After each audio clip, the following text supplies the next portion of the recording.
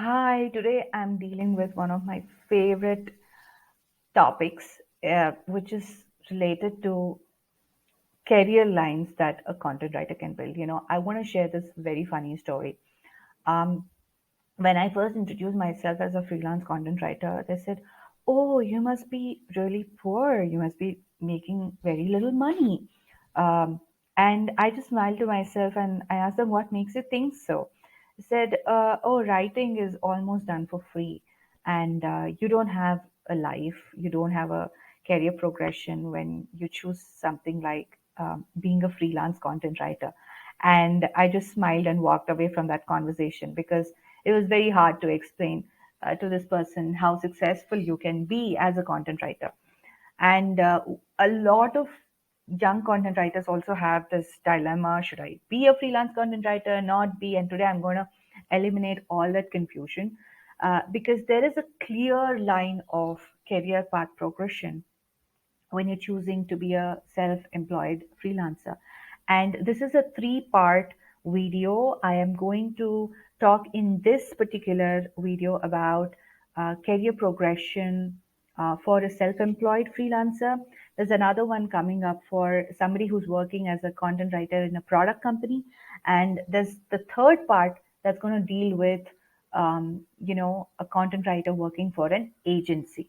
So I'm going to chalk out the career progression in all three scenarios. So let's just begin with, the scenario for a freelance writer. You can begin as a plain, simple content writer, explore as many verticals as possible because you don't know what is going to work for you as in for your personality. Explore different formats, styles, writing different assets, and creating different assets with design teams, animation teams, and so on and so forth, and get as much exposure as possible in your initial years of content writing. The next level would be a niche content writer, wherein you know what really works for you. You have chosen your niche. There is another video that I have, and I'll drop that link, which talks about how do you choose your niche, right? And then you can specialize in that subject matter and hone your skill sets for that particular niche. After that, you can also choose to become a column writer. Very, very eventual step of for a niche writer because publications start picking up expert writers, and they would want to uh, want you to write a column for them. And these need not be the national newspapers. There's so many digital publications nowadays where people need good writers, and they pay you for that, right? Apart from writing for product companies and freelance projects, you also get paid by publications for the same job. And after this, you can end up being an influencer, a very, very, again, eventual step, wherein you know your target audience, you know what they want, and you also can sell sponsored content, and your target audience won't shy away from you because they know that you come from a known familiar background and you're talking about it, so it's not some shit that they're going to get from you. You can influence their purchase decisions, and they're okay for you to do that with them. Next is being a content strategist. Very, very loosely used term is, so you can see between being a content writer and a content strategist, how many levels have progressed, have been coming along. And that's when you can become a content strategist because now you know what content sells where and for whom and what type of companies, right? So you end up being that linchpin wherein you set up your own consulting mode. You're in a solopreneur mode, a single person, and you can find the right type of target companies that you want to sell your content solutions to. Help them partner with their own internal teams and help them resolve a problem using content, right? Typically, I have partnered with agencies, I have partnered with their own engineering teams, with their own marketing teams, where there is very little talking about content happening, and I become the linchpin for them, right?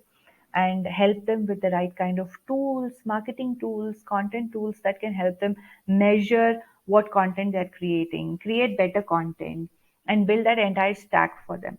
That's what I did as a content strategist, and I still do that. And then a very eventual step is being a product marketing consultant. Now, people who work as content strategists know a lot more about marketing as a subject matter than an initial writer, right? And eventually, they know what collaterals that would a company need in their marketing asset stack. So, learning the nuances about product marketing will help you become a product marketing consultant after being a content strategist. So, just look at the trajectory, and the story is not yet done. There are more options that you can think of. What else can you do as a content writer when you grow, right? You can become a storytelling and a brand consultant, and storytelling as a skill is so lacking out there in the market. There are many consultants out there, but we need more, right? There are very few content professionals who can skillfully spin a story out of a boring brand. So you can do this if you are a lot more on the creative side of it. And then you can also choose to be an agency owner. Many freelancers are doing this, especially those who are very good at project management and team building. They choose to have their own content agency. It's a dream come true, right? So you can do any of this to after you kickstart your career as a content writer, a freelance self-employed content writer. I hope this has help or would help build your career as a content writer, right?